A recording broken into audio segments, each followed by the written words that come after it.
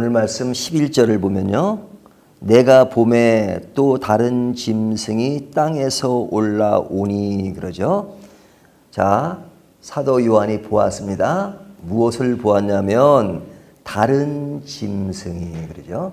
다른 짐승이라고 하는 것은 그 전에 또 다른 짐승이 있었다는 거죠.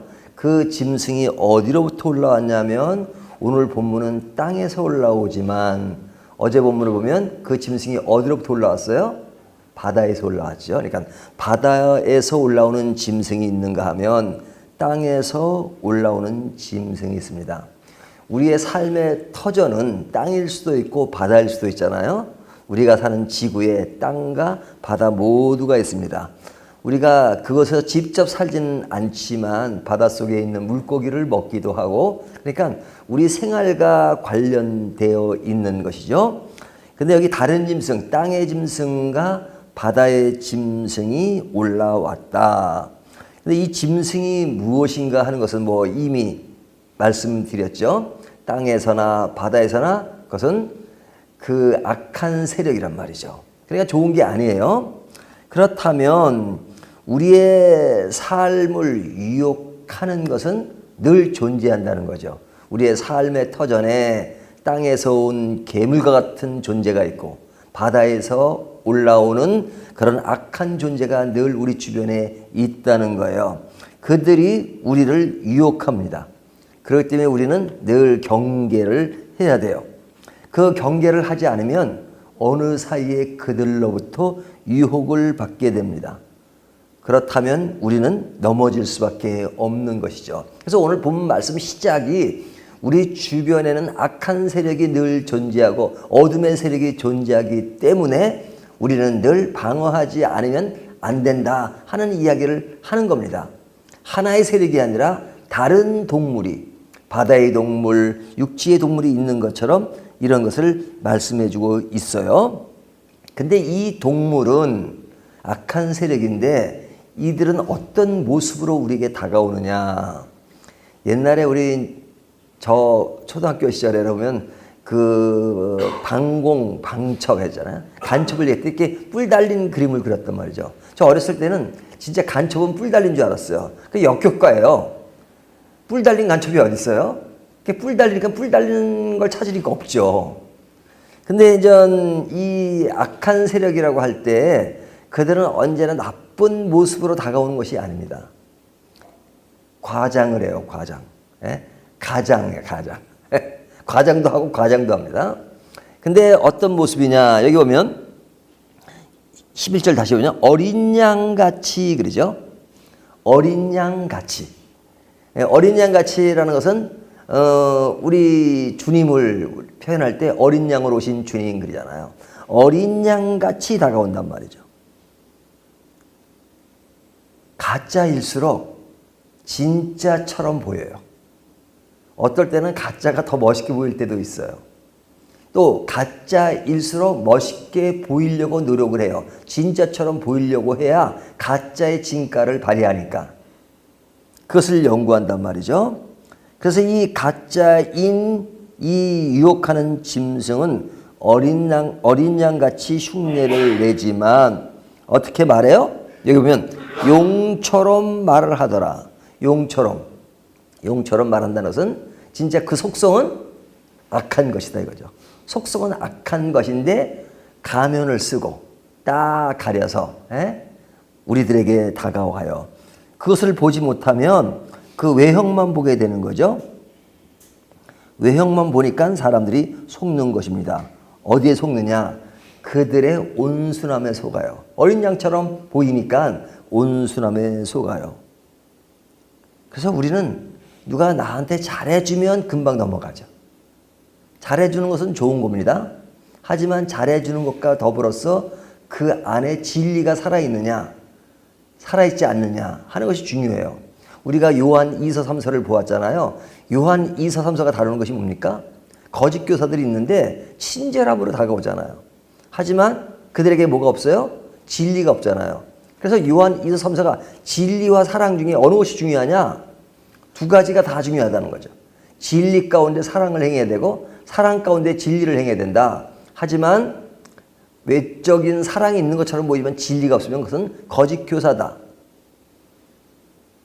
또 반대가 진리가 있다고 하면서 사랑이 없는 것도 문제다 이렇게 말씀하는 거죠. 그러니까 진정성을 가진 것은, 진실한 것은, 하나님의 속성은 진리와 사랑이 서로 있는 것입니다. 하지만 여기에 나오는 유혹의 세력은 뭐가 있어요? 때에 따른 사랑도 아니죠. 하지만 사랑으로 가장해서 다가오지만 그에게 진리가 없는 것이죠.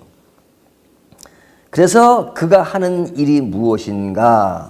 어제 본문에 보면 뭐가 나옵니까? 그들이 그리스도를 대적하고 또 교회를 대적하고 성도를 대적하잖아요. 그것처럼 여기에 땅에서부터 올라오는 그 짐승도 마찬가지죠. 그가 대적을 하면서 보이는 것이 뭐냐면 12절 보세요. 12절 보면 그가 먼저 나온 짐승의 모든 권세를 그 앞에서 행하고 그러죠. 그 앞에서 행하는 것과 똑같이 행하는 겁니다. 같은 괴물이니까. 땅과 땅에 사는 자들을 처음 짐승에게 경배하게 하니 곧 죽게 되었던 상처가 나은 자니라. 앞에 동물이 그냥 그 상한 모습이지만 나은 것을 가지고 등장하는 그 모습을 이야기했잖아요. 그러니까 처음 짐승을 경배하게 해요. 그러니까 악한 세력을 경배하게 하고 뭐 뒤에 보면 나오지만 14절에 우상을 숭배하게 한다 이죠. 14절 짐승 앞에서 받은 바 이적을 행함으로 땅에 거하는 자들을 미혹하며 땅에 거하는 자들에게 이르기를 칼에 상하였다 살아난 짐승을 위하여 우상을 만들라 하더라. 우상을 만들고 우상을 숭배하고 그들을 우상화하고 그러잖아요. 그러니까 그 우상에게 경배하지 않는 자를 죽였다라고 15절에 이야기하잖아요. 그러니까 그들은 사람들을 미혹해요. 어떤 방법으로 미혹하느냐? 이적을 통해서 미혹한다 이렇게. 가짜일수록 이적을 못하는 것이 아닙니다. 이 무당들도요 기적을 행해요. 그러니까 예전에 마틴 로이존스 목사님이 그 웨일즈 어떤 도시에 집회하러 갔습니다. 사람들이 엄청 은혜를 받았대요. 근데 그 다음에 똑같이 갔는데 동네 분위기와 교회 분위기가 다르더래요. 그 다른 이유가 뭐냐? 그분이 오기 몇 주 전에 어떤 분이 와서 뭘 했는데 그냥 거기에는 그냥 완전히 이적을 행하는 일을 하는 거예요. 그러니까 사람들이 이적에 빠져버린 거예요. 이적 자체가 나쁜 것은 아닙니다. 하나님도 이적을 행할 수 있고 또 사탄도 이적을 행할 수가 있어요. 그렇다면 이적 그 자체는 진리의 표준이 아니에요. 왜? 진리라고 하는 것은 악한 세력이 할 수 없는 것만이 진리예요. 악한 세력도 할 수 있다.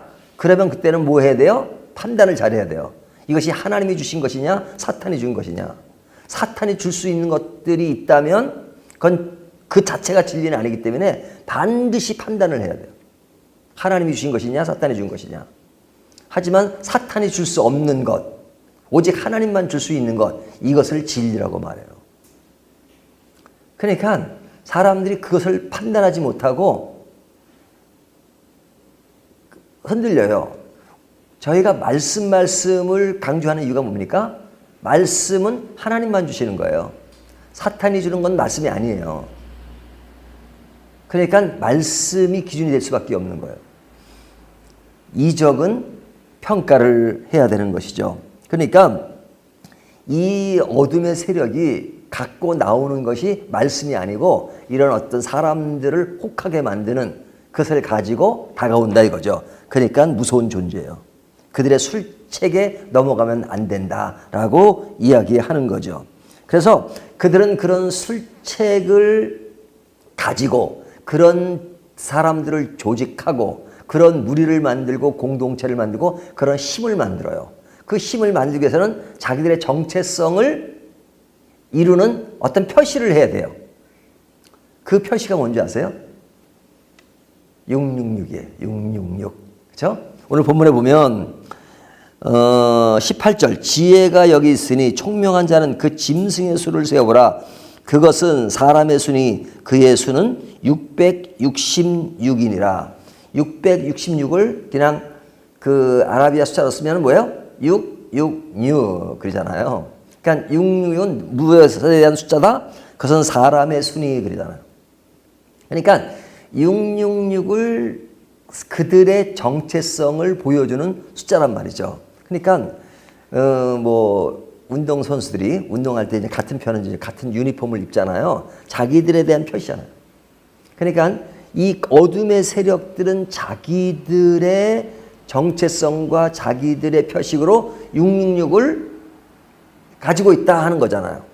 근데 재밌는 것은 뭐냐면 이들이 자기들의 정체성을 보이는 숫자로 이야기하지만 총명한 자는 누구예요? 하나님을 믿는 인침을 받은 자는 그들이 써놓은 666을 보고 아 저것들이 666이구나. 잘못된 것이구나. 그것이 우리 편이 아니구나. 저것은 악한 세력이구나 하고 안다 이거죠.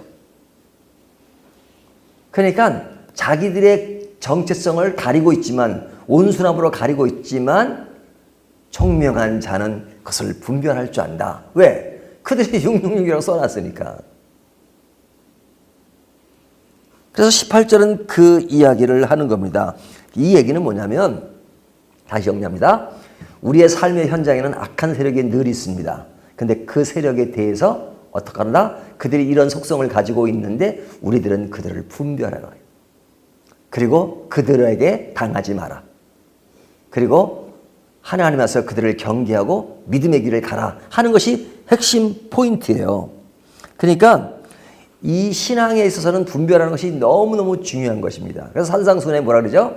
돼지에게 진주를 던지지 말라 그러잖아요. 절대 진주를 돼지에 던지면 밀어나는 일이에요. 돼지는 진주의 가치를 모르니까 먹을 걸 준 걸 더 좋아해요.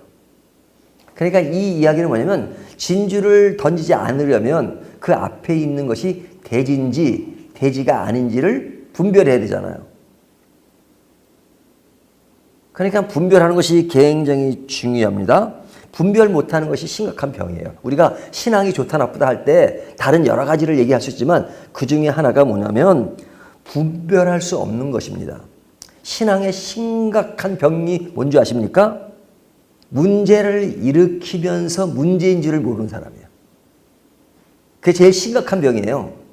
심리학에서도 제일 엄청 심리적인 요인으로 사람을 힘들게 하고 어렵게 만드는 일을 하는데 그것이 문제인 줄을 모르는 사람. 그게 심각한 병이에요. 그 사람은 그것이 문제인 줄을 모르고 그것을 객관화시켜요. 그럼 더 문제입니다. 한 단계 발전된 겁니다. 그것이 객관화된 사람들이 그것을 계속 주장하면서 그와 반대로 나오는 사람을 비판하는 수준까지 가면 그거는 완전히 아주 그냥 그 병이 아주 극한 상황에 도달한 거죠. 그러니까 그것은 뭐예요? 판단을 못한다는 얘기죠. 지금 문제를 일으키는데 문제인 줄을 모르는 것을 다시 설명을 하면 자기가 그것을 판단할 수 있는 능력이 안 되는 겁니다. 신앙의 판단을 못하는 것. 그것이 뭐예요? 어둠의 세력이 있지만 그 어둠의 세력을 분별하지 못하고 그것에 빠져있고 빠져있는 정도가 아니라 그것을 정당하고 객관화시키고 그리고 그렇지 않은 사람을 반대로 비판하고 그렇다면 그것은 심각한 문제죠. 요한계시록이 주는 목적이 뭐예요? 그 당시에 어려움을 겪는 성도들에게 너희가 희망이 있다, 위로가 있다. 그러려면 지금의 어두운 시대에 살고 있지만 앞으로 주님이 오실 때 모든 것이 다 평정을 이루게 될 것이다. 그러니까 지금 사는 동안에 믿음을 가지고 살아라. 그러려면 악한 세력이 늘 도사리고 있으니까 그것에서 분명한 방어를 하고 살아라 하는 것이 요한계시록이 주는 것이잖아요. 그래서 계속 악한 세력들의 심판에 대한 얘기를 한 겁니다. 무엇을 통해서? 일곱 나팔. 일곱 나팔 전에는 뭐예요? 일곱 인. 그리고 일곱 나팔 후에는 뭐가 나와요? 일곱 대접. 그런 이야기를 통해서 점점 그 범위를 좀 높여가고 있잖아요. 자, 오늘날 우리 시대도 그런 것을 똑같이 경험하고 삽니다. 일곱 인, 일곱 나팔, 일곱 대접의 재앙과 이런 것들이 이루어질 텐데 우리가 늘 경험하고 삽니다. 그런 것들을 분명히 하면서 우리의 신앙을 보다 돈독하게 해 나가는 저와 여러분이 되시기를 주님의 이름으로 축원합니다.